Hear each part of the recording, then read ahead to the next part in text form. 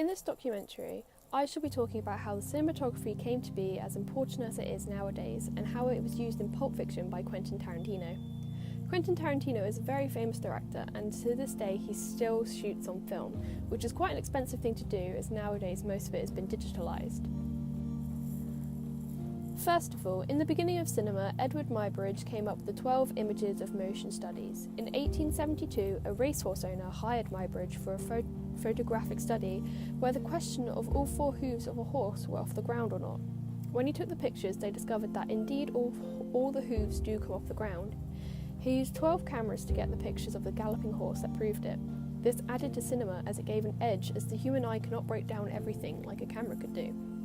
If we also backtrack to 1895, where the Lumiere brothers invented that Lumiere cinematograph, which was all in one small motion picture device that could make films and show them to an audience. This is known as the birth of cinema.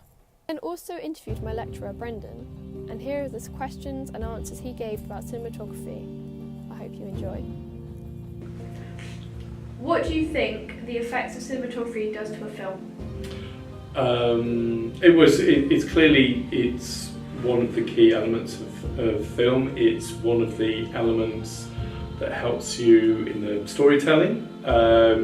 It's part of what can affect the overall mood and feel of a film. To control the director of photography has over mood and tone, the working sort of collaboration they have with the director. And I think in cinematography, when it's combined, for instance, with the soundtrack and music, adds something to film that no other art form has or can achieve. There's a combination that you can get with a shot and a piece of music that can have an emotional effect that no other art form can create. And obviously, you know, cinematography gave us certain things which we absolutely take for granted. The obvious thing is the close-up. When close-ups were first used, producers were worried that audiences wouldn't understand the shot, and the director said, no, they'll understand. And absolutely we understand what close-up is and what it does and what it's there for. Why are camera angles so important?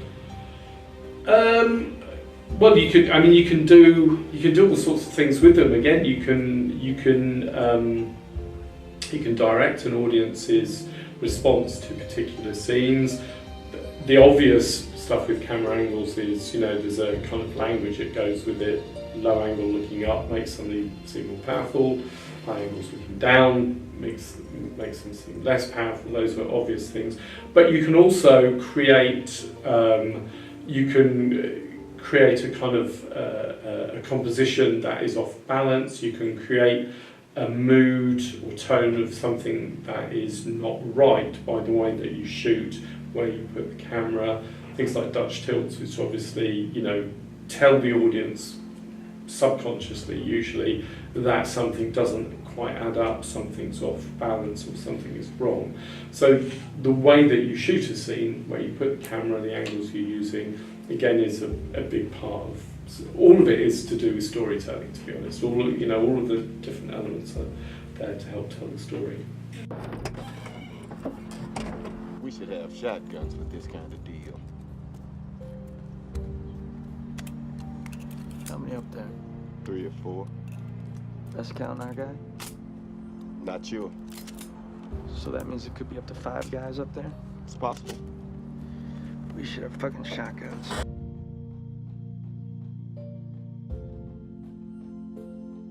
Also, how would you represent suspense using lighting and camera angles?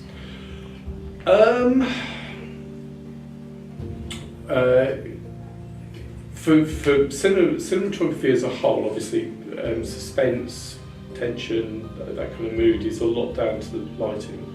And then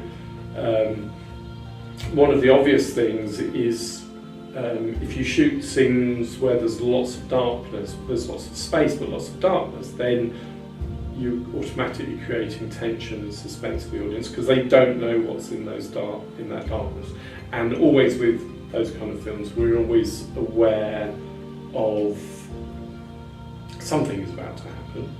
So we're going to assume that it's going to come out of the darkness. So the way that you light scenes and the space that you leave within the scene is really key for creating that kind of mood. To say this is your only hope, but is guarded by two men with guns. The lighting of this frame is nicely done, as the forefront man's body is darker than his face.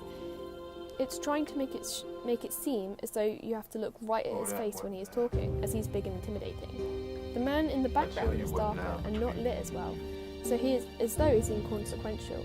His mannerisms and body language are all hunched over and closed in, as if he's scared to do anything, because the foreman is scarier.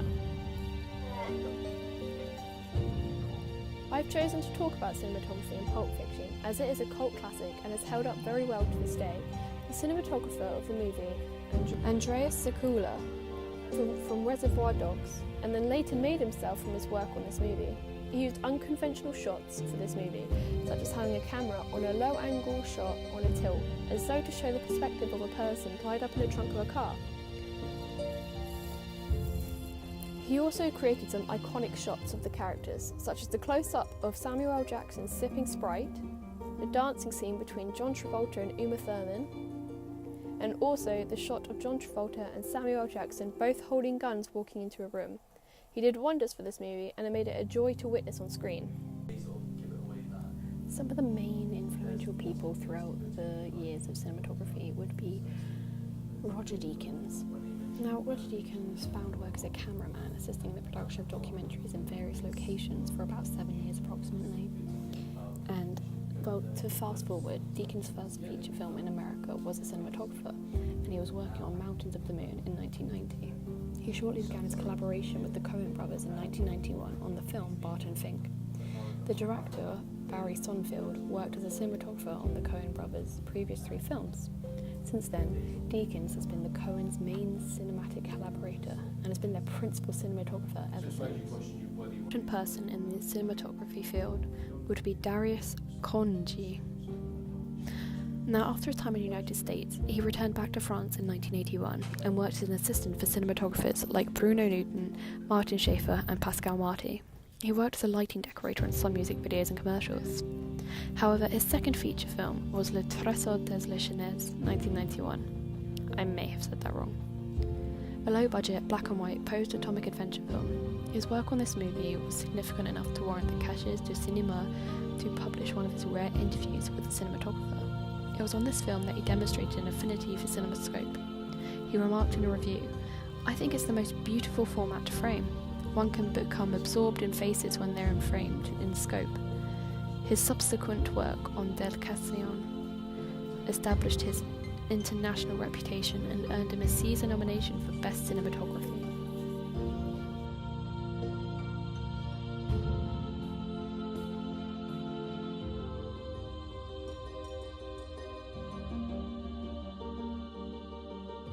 Thank you.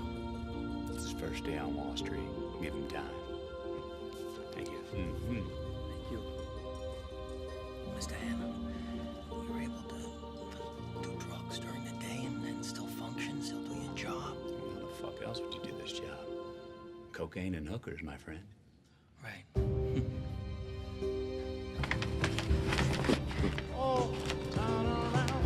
Night of the fight, you may feel a slight sting. That's pride fucking with you. Fuck pride. Pride only hurts. It never helps. You fight through that shit. Because a year from now, when you're kicking it in the Caribbean, you're gonna say to yourself, Marcellus Wallace was right.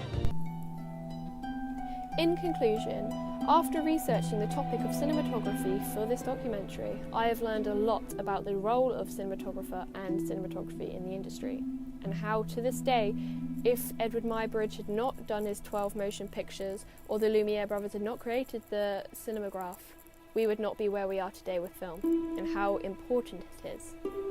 Thank you very much for listening, and I hope you have a lovely day.